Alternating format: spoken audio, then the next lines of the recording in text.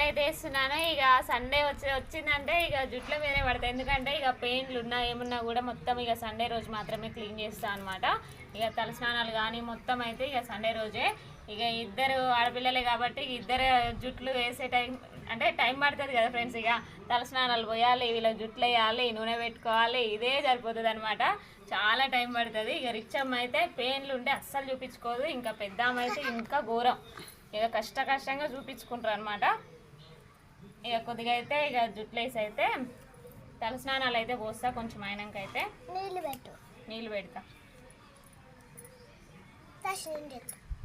జుట్లు వేసేసి తలస్నానం ఏంది ఇప్పుడైతే వేస్తా తర్వాతకి. ఇప్పుడు ఇంతసేపు అయితే పెయిన్లు చూసిన ఫ్రెండ్స్. ఇక పెయిన్లు చూసి అయితే మొత్తం క్లీన్ చేసి అయితే ఇక జుట్టు ముడితేనైతే వీళ్ళకి ఆగదు అస్సలు. ఇక అటు ఇటు ఎగురుతూ ఉంటారు కదా, ఒక దగ్గర ఉండరు.